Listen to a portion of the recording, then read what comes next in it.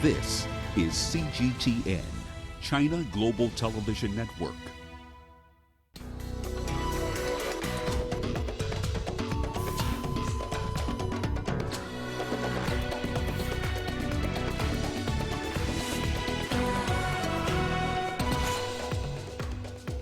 Massive manhunt underway in Uganda after more than 200 hardcore inmates escape from prison. The head of Libya's UN-backed Government of National Accord says he will resign. And the UN deploys troops to protect civilians in the northeast of the Democratic Republic of Congo. Hello and welcome to Africa Live on CGTN with me, Beatrice Marshall, in Nairobi. Also ahead on the program. In business news, Ghana's economy contracts by 3.2% for the first time in almost 4 decades. And in sports, the world reacts as a former IAAF head Lamin Diak is jailed for corruption. We begin this broadcast in Uganda, where over 200 prisoners have escaped from a jail in the country's northeastern Karamoja region after overpowering their guards. The prisoners also ran away with 15 AK-47 rifles and other ammunition. According to authorities, 2 of the prisoners have been killed and 7 others re-arrested after security forces launched an operation to recapture them. A military spokesperson says the escaped prisoners include convicted murderers, robbers and rapists. This is Uganda's 3rd prison escape in 2020. Well, let's now cross over to Hilary Yesiga. He's joining us live from Kampala. Hilary, tell us more about this prison escape and how it happened. Were there any security lapses at the prison that made this possible?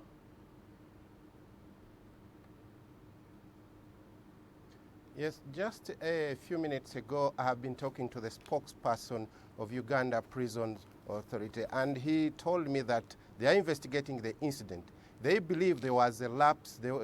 He calls it a human error because he says, according to his explanation, as the locals were entering into the facility to bring food to the inmates, what happened is that one of the inmates managed to gain access to the guard, and that's when the scuffle started because he wanted to grab the gun from the guard.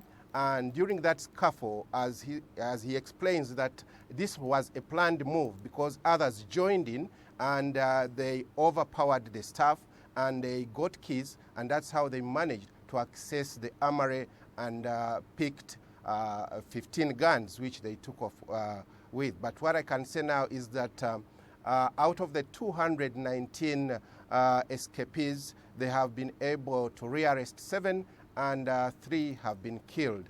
And also reports coming in is that the army has also lost one of the soldiers in a fire exchange with the escapees. So there has been a fire exchange and the army has lost a member there. So authorities are also saying that the escapees are dangerous criminals, as we've seen from that fire escape, including murderers and convicted rapists. What is being done to ensure that the prisoners are recaptured and that the people there are safe?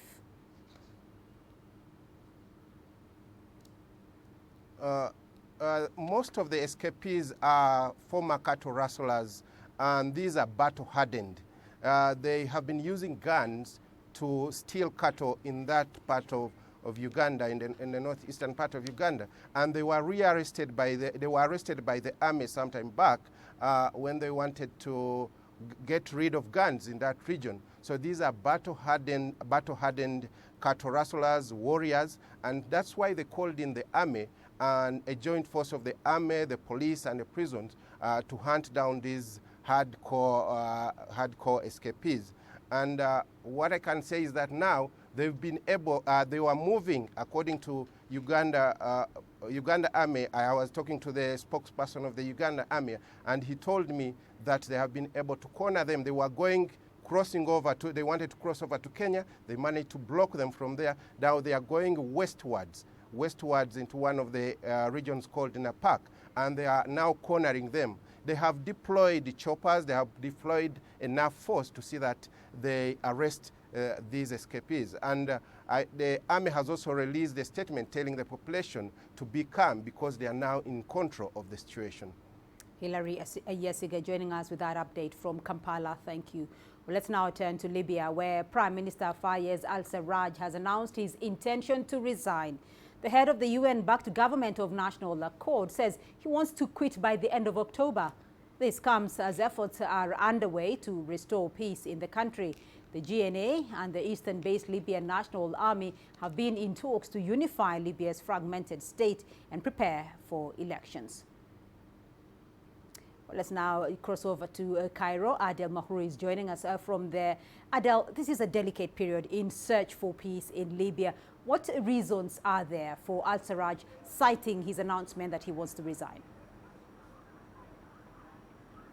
Al-Sarraj has basically cited that with the ongoing talks and the breakthroughs that they have been seeing, we've seen round of talks in Morocco and in Montreux in Switzerland, both are working to appoint key positions in Libyan administrations and plan an 18-month-long roadmap.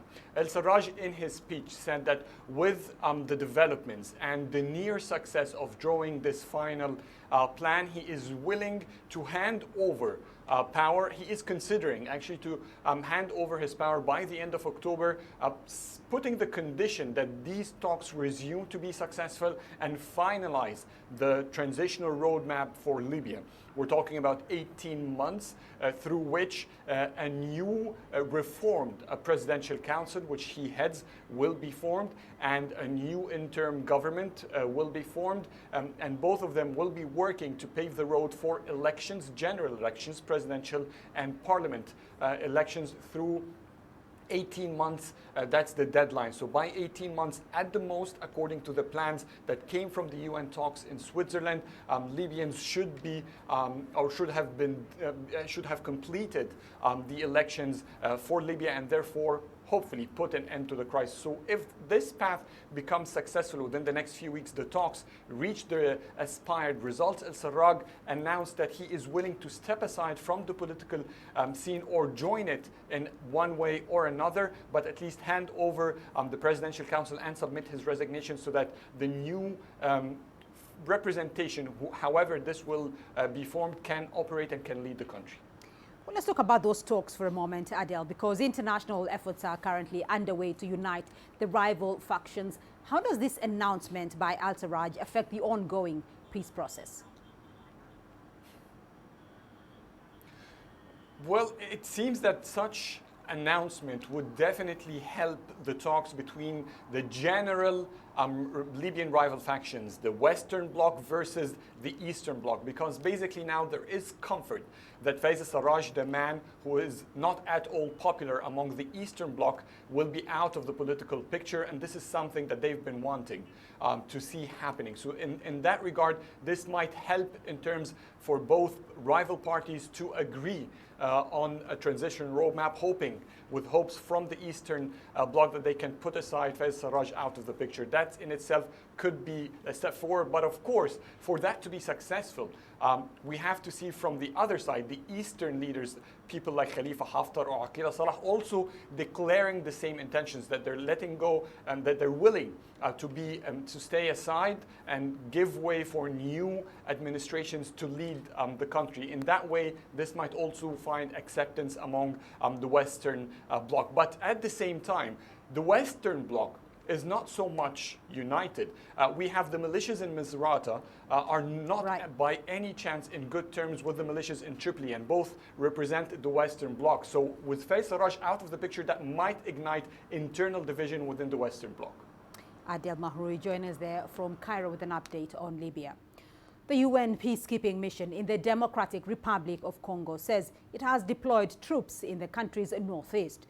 The deployment is aimed at protecting civilians amid conflicts between the Lendu and Hema communities. Recent clashes have left 58 people dead in Ituri province. CGTN's Chris Ochamringa has that report from Kinshasa. The security situation in the DRC's northeastern province of Ituri has deteriorated since the start of the year. Clashes between the Lendu and the Hema ethnic groups have left more than 600 people dead and over 200,000 displaced.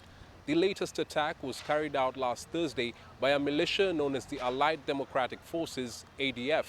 The rebels raided 2 villages and killed 58 people. The UN peacekeeping mission says it's beefing up its operations in the restive area to end the killing of civilians. We have redeployed our SIB, our South African Blue Helmets, to southern Irumu, north of Beni, where the ADF have spread. So this is something that we're trying to do on our side to be more nimble and to be, as close as possible to the civilians that we are trying to protect.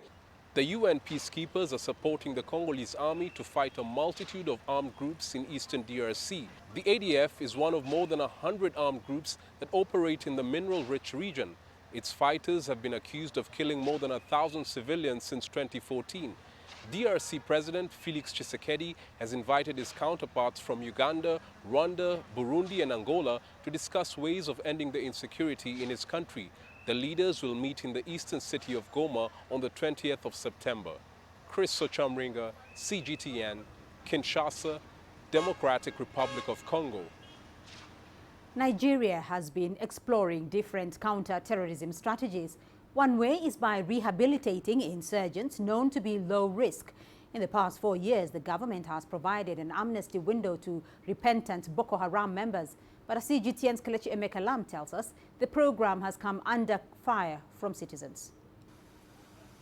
Repentant Boko Haram militants, beneficiaries of a military operation dubbed Safe Corridor. The program, established in 2016, is geared towards de-radicalizing, rehabilitating and reintegrating them into society.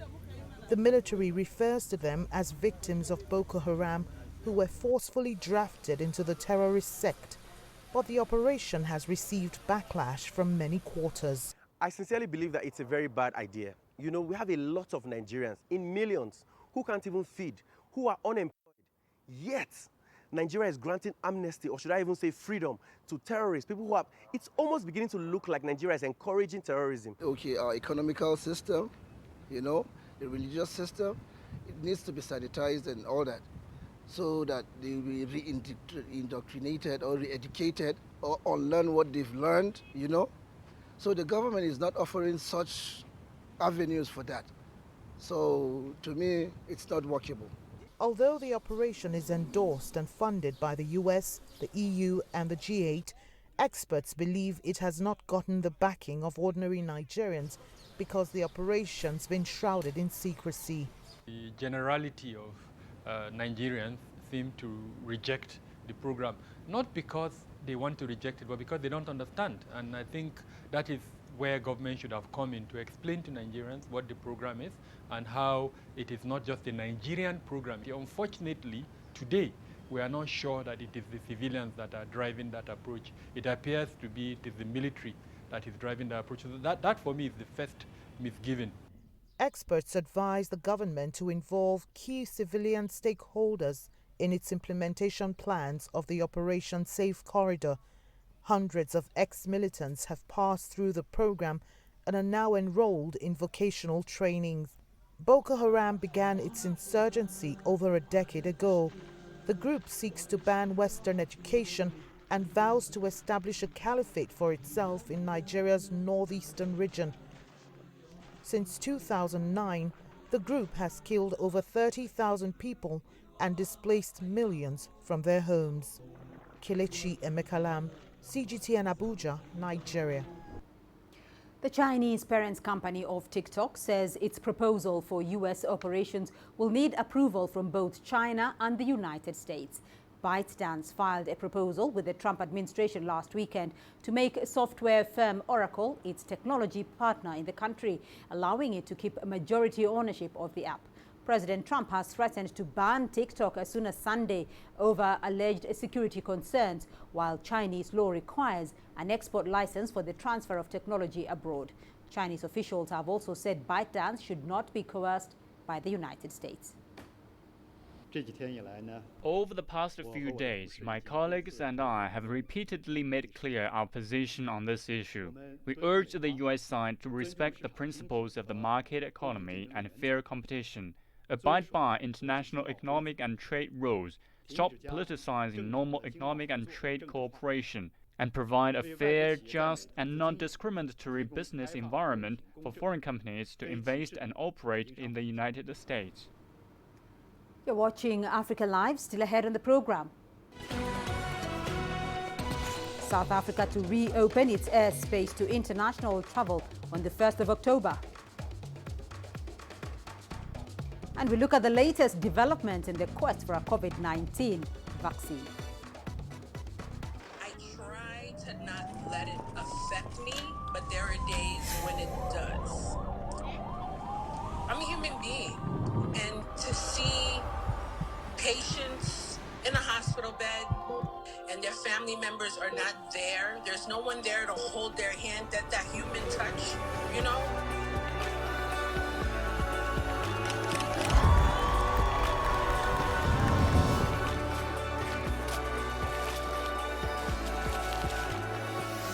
I just hope everyone can remember that the situation is not permanent and that everything will get better eventually.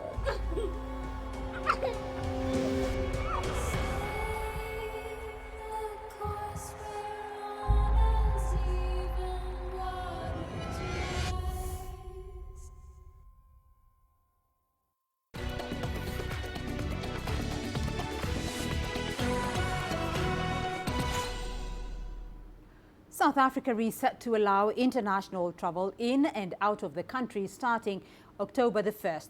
President Cyril Ramaphosa announced on Wednesday that borders will reopen with most countries. This comes as the country is easing its COVID-19 measures. South Africa shut its borders and imposed a strict lockdown on March the 27th. President Ramaphosa stated that the country has succeeded in overcoming the worst of the coronavirus pandemic. Well, officials in the United Arab Emirates are reporting encouraging results from phase 3 trials of a Chinese vaccine. And pharmaceutical giant Pfizer, also in the late-stage trial, says participants have shown mild to moderate symptoms from its vaccine. Timothy Ulrich finds out more about the race to create a vaccine. 5 out of 9 vaccine candidates in phase 3 trials are from Chinese companies and are being tested around the world. The UAE gave emergency approval for one vaccine to be administered to frontline workers earlier this week. It's one of the candidates in late-stage trials developed by Chinese pharmaceutical company Sinopharm. The UAE is reporting positive results so far. The country's National Crisis and Emergency Management Authority says no severe side effects have been encountered. Another candidate by Chinese company Sinovac is entering phase 3 trials in Turkey. For some, the progress has been cause for optimism. Wu Guijin is the top biosecurity expert at China's Center for Disease Control. As early as November or December, ordinary Chinese people could get the coronavirus vaccine, as results from phase 3 clinical trials so far have been very successful. And officials say it won't just be a win for Chinese people.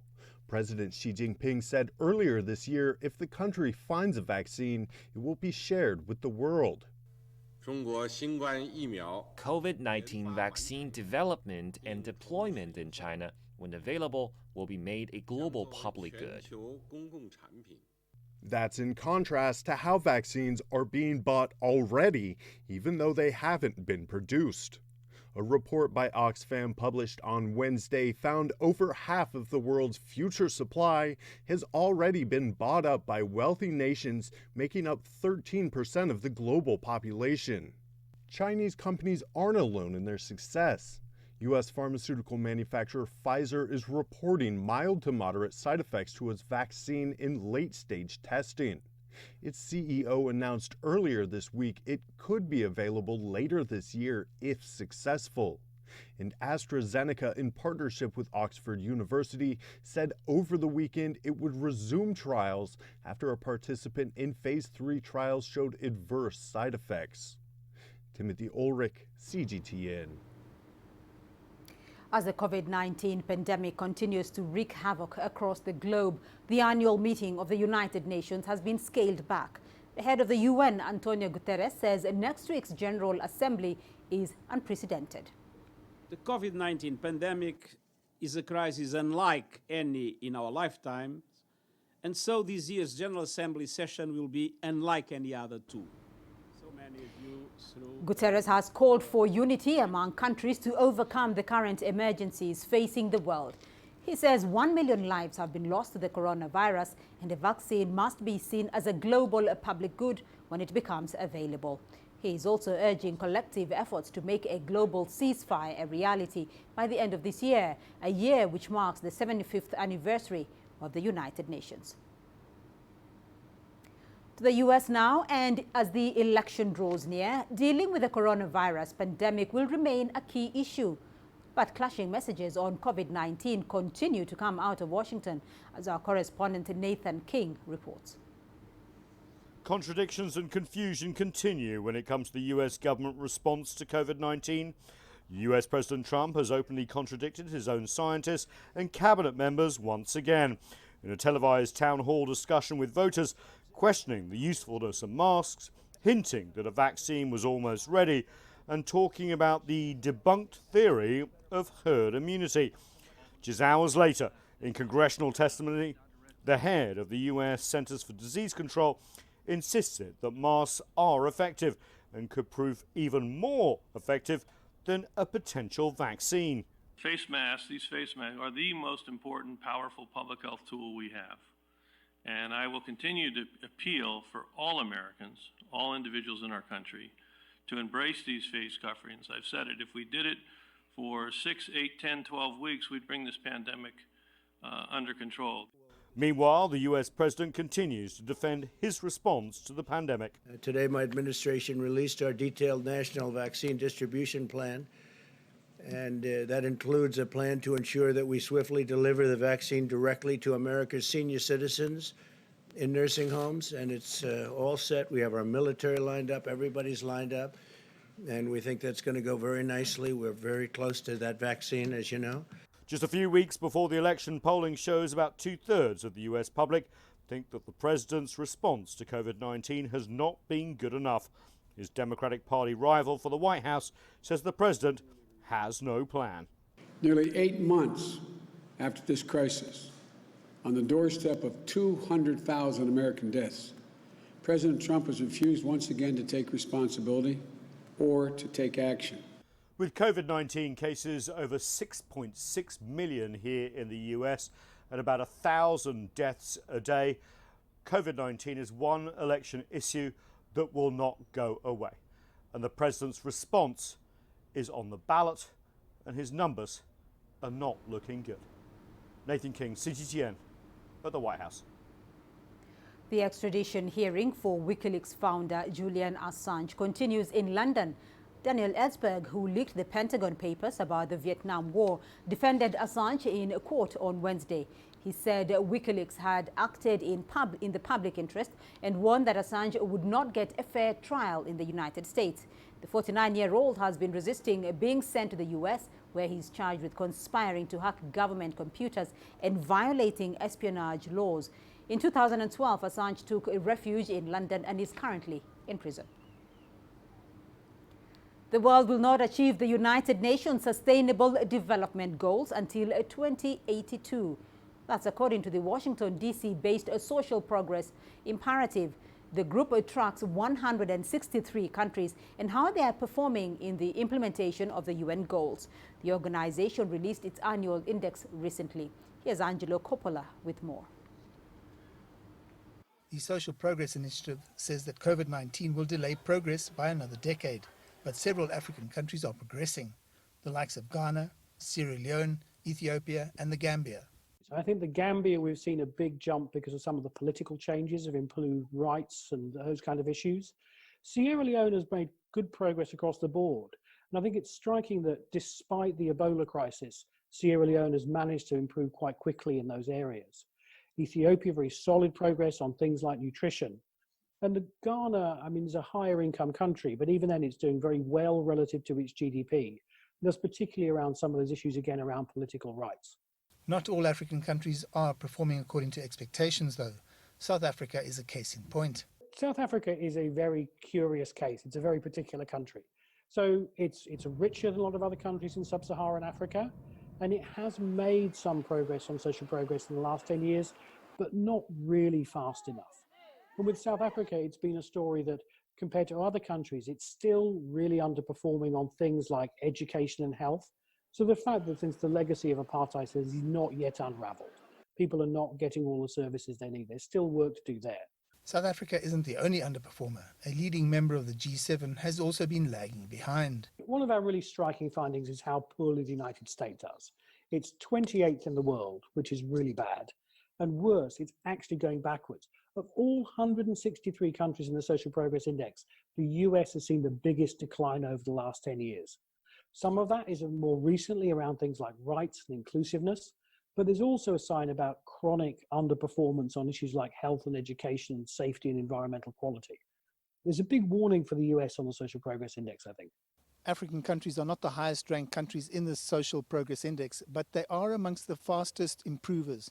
And that's good news. And hopefully their neighbours will learn and follow suit.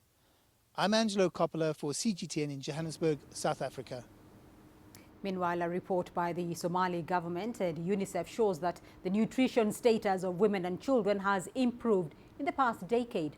The micronutrient survey reveals that challenges in the country are still far from over. According to the report, 17% of children showed signs of chronic malnutrition. A further 11% suffer from acute malnutrition. The joint report was conducted between December 2018 and July 2019.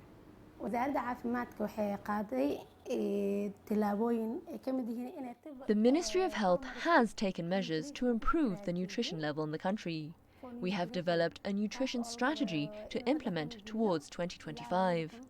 Likewise, we conducted a micronutrient survey last year in which its results will help the government implement a nutrition plan at the community level. We also strengthened evidence-based decisions through coordination and research analysis at a household level to monitor nutrition status.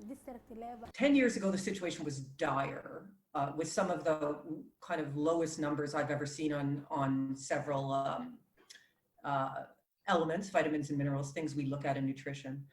The situation still remains critical 10 years later, but there's been a great deal of improvement over that time. So the shorthand is that we're seeing things move in the right direction, but very slowly.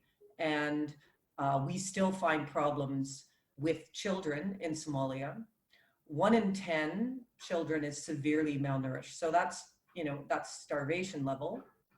3 in 10 children in the most vulnerable groups of children show signs of chronic malnutrition.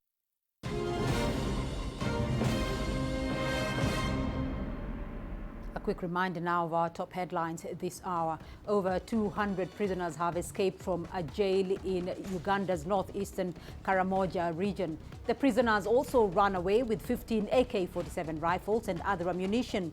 2 of the prisoners have been killed and 7 others re-arrested in a massive manhunt currently underway.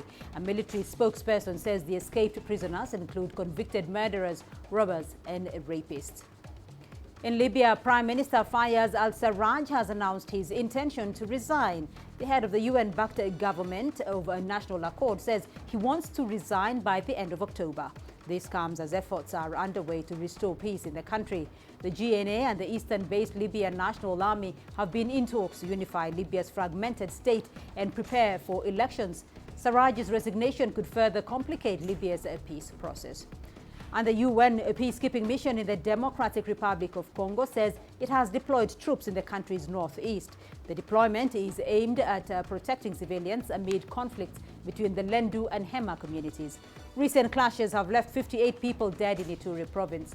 Well, that's a wrap of the top stories we've been following. We still have more news for you in business, including Ghana's economy contracts by 3.2% for the first time in almost 4 decades.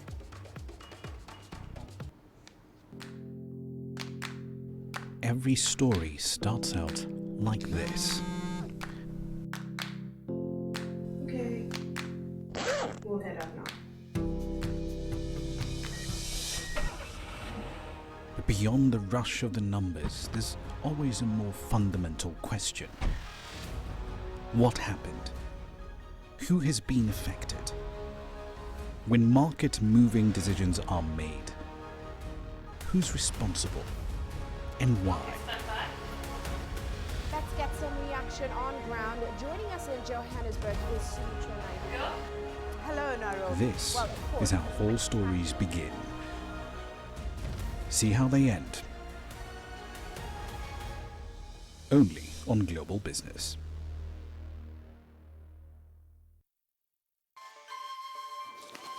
You don't find the stories of North Africa by sitting on the sidelines. You've got to get out, go there, and you'll find them. In the bazaars of Casablanca, among the crowds in Cairo, who come to visit Cairo, the ancient capital of Egypt. Along the waters of the Nile, along the sands of the Sahara. No one else will take you where we can in North Africa. No one else will show you what it's all about. CGTN, see the difference.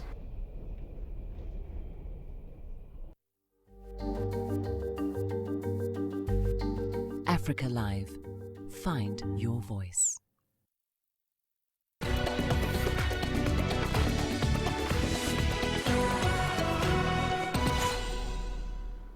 Ghana's economy has contracted by 3.2% for the first time in almost 4 decades in the second quarter. According to the Ghana Statistical Service, the agricultural sector was the only one that recorded a positive growth rate for the period at a rate of 2.5%. The fall in output was mostly felt in manufacturing and in the services sector, which shrank by 2.6% and 14.3% respectively. The heavy fall was largely attributed to some restrictions on activities in the economy.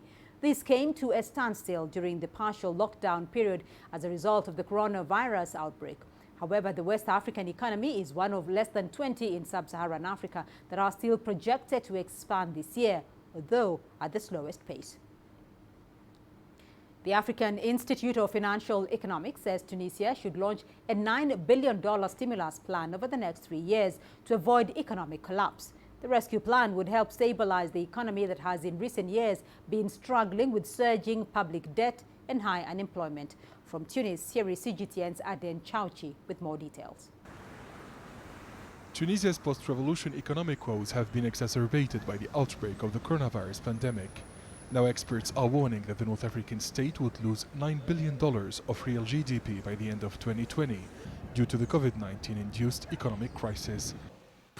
The mechanism to be put in place should dictate 35% of the financing of the global rescue plan to improving the economic competitiveness of the country, 30% to the development of public investment in basic infrastructure and more environmentally friendly energy sources, 25% to back inclusive private jobs, particularly bad hit by the crisis, and 10% to support vulnerable social groups. The head of the African Institute of Financial Economics says the state should promote competitiveness by including a tax cut over 3 years, as well as a reduction in contributions and fees paid by companies, regardless of their level of profitability. First of all, the state must boost the purchasing power of the middle class. The next component of the plan is dedicated to social and regional cohesion. It should provide for investment in health, education, and youth employment, notably through the hiring incentives and tax breaks for companies. Tunisia's Prime Minister Hichem el-Meshishi declared that the top short-term priority of his government is to stop what he described as the hemorrhaging of public finance. Meshishi noted that the government debt will reach 80 billion dinars, around $30 billion by late 2020. A better socio-economic situation and the implementation of far-reaching reforms are key short and middle-term priorities. A sound management of state resources and a better control of public spending are major challenges to tackle the hemorrhage. According to the National Institute of Statistics, Tunisia borrows about $5.5 billion every year. The North African state needs to pay back nearly $2.75 billion before the end of 2020. Authorities say that public debt servicing for 2021 would hit $5.1 billion. That is twice its development expenditure. The Finance Commission at the Tunisian Parliament will discuss several economic restructuring plans before voting on the 2021 state budget. Experts say the proposed $9 billion plan would aim to prevent the COVID-19 crisis from causing the collapse of the national economy, which is already facing many challenges. Adnan Shawishi, CGTN, Tunis. The Nigerian government has pledged to tackle the problem of spiraling food prices amid the devastating effects of the current economic slowdown. A string of challenges ranging from floods, insecurity, drought and the outbreak of COVID-19 have contributed to the food price hike. Here's CGTN's Kelechi Emekela. Mustafa Ahmed, a rice trader in Nigeria's capital Abuja, is running short of supply. He's been retailing this staple grain for nearly 2 decades, stocking over 100 bags weekly. But the hike in food prices has drastically affected his business. This also as the purchasing power of his customers diminish due to the COVID-19 lockdown. Before, if I have a 1 million, I can buy 100 bags of rice. So now, highest that 1 million, highest she will buy 40 pieces, 40 bags.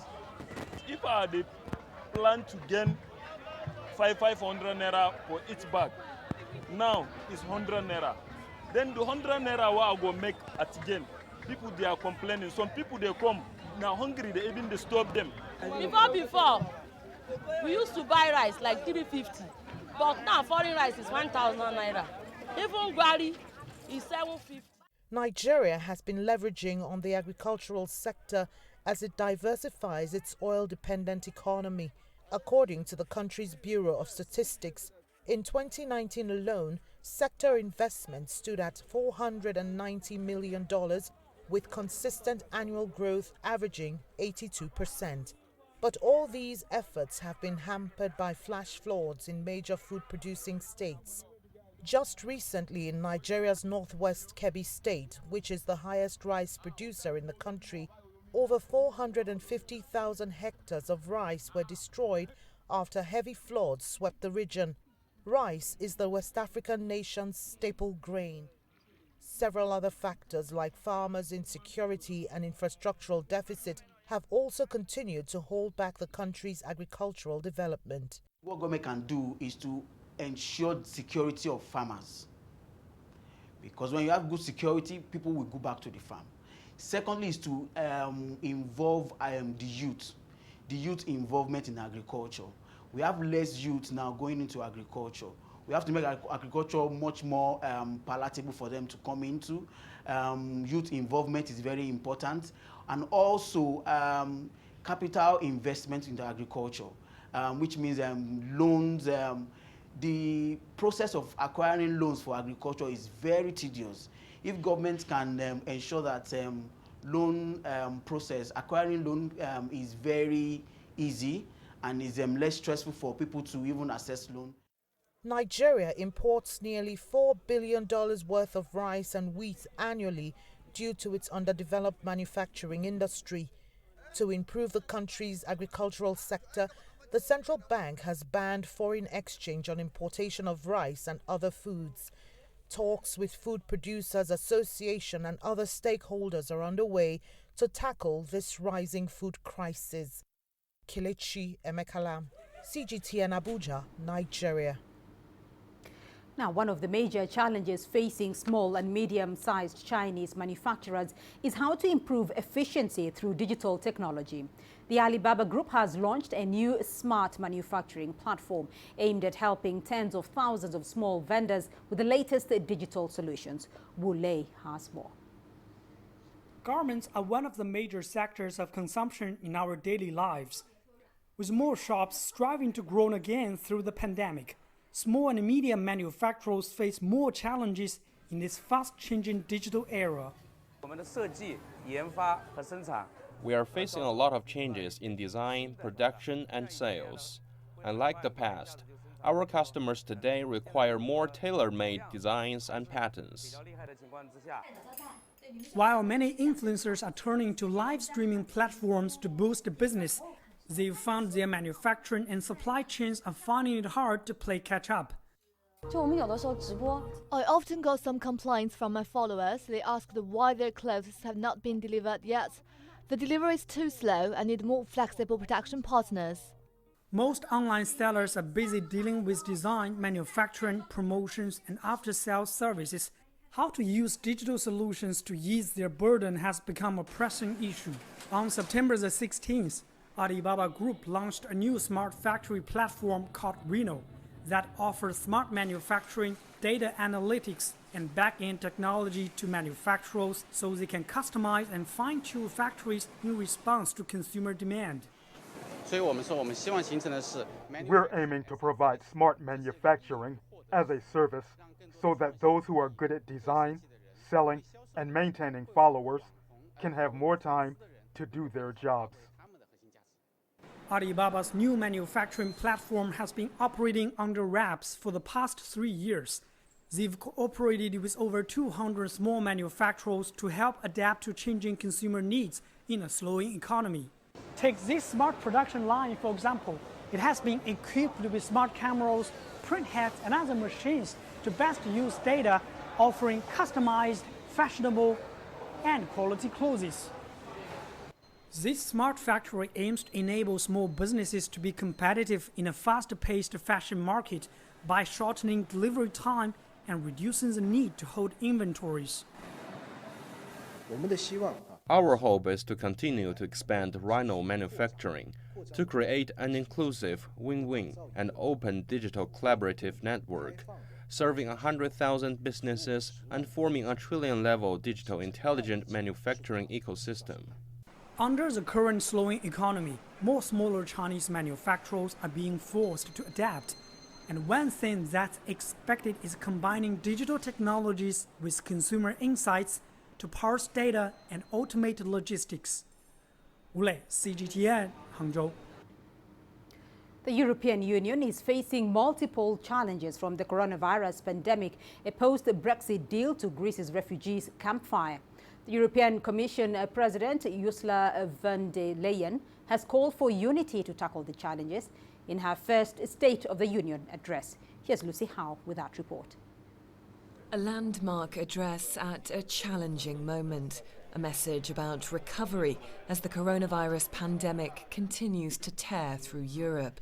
With the threat not over yet, the EU's chief said lives needed to be protected and lessons learnt. The people of Europe are still suffering. So for me, it is crystal clear. We need to build a stronger European health union.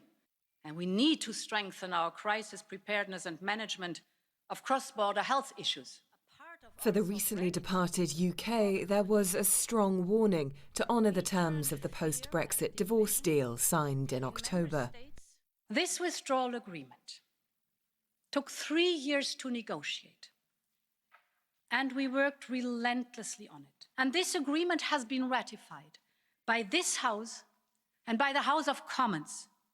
It cannot be unilaterally changed, disregarded or disapplied. This was Ursula von der Leyen's first address since taking charge of the European Commission and outlined many of her priorities on technology, climate change and foreign policy. The European Green Deal was one of von der Leyen's flagship policies at the start of her tenure. She's now made further commitments on greenhouse emissions with a new reduction goal of 55%, significantly higher than the current goal of 40%.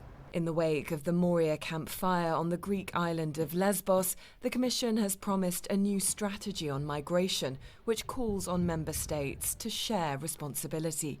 It comes after fierce debate here in Brussels.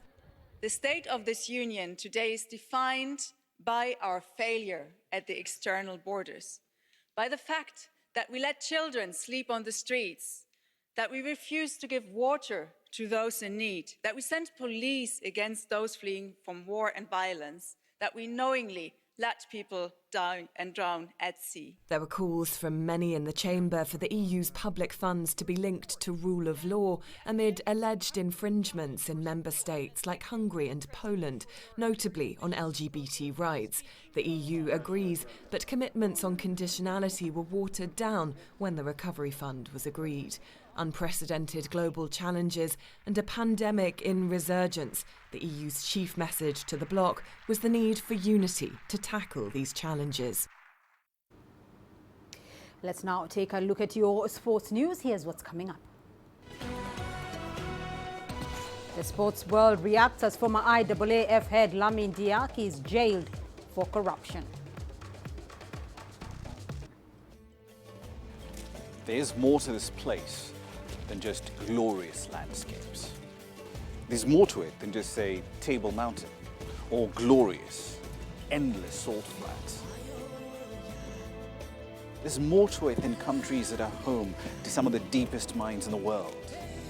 There is so much more to this place, even if it is home to some of the finest diamonds on the planet. It is the sheer diversity of the people who call Southern Africa home and the relentless drive to make it a better place that make it so special. And we know that because this too is home.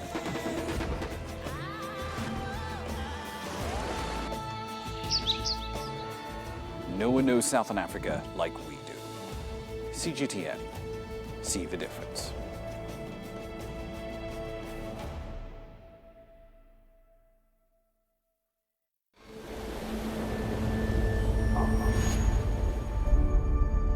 How would you create your legend? On the fields, on the tracks, in the arenas of Africa. Were you born to be a player? Could this moment be yours?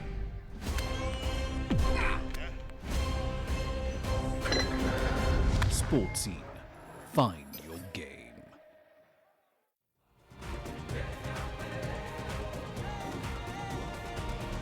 Africa Live.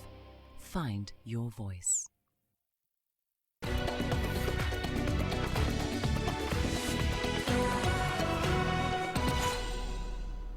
Let's begin with the latest in athletics, where former IAAF President Lamin Diak has been convicted of corruption in France. He has been sentenced to spend at least 2 years in jail. The 87-year-old was found guilty of taking bribes from athletes in order to cover up test results, which in turn allowed them to continue competing, including at the 2012 London Olympic Games. Diak was also found guilty of accepting Russian money to help finance Macky Sall's 2012 presidential campaign in Senegal in exchange for slowing anti-doping procedures. Diak's lawyers termed the judgment unfair and inhumane and plan to appeal. There was a big pressure on the tribunal. It was the first one of the first worldwide case involving main leaders in sport community.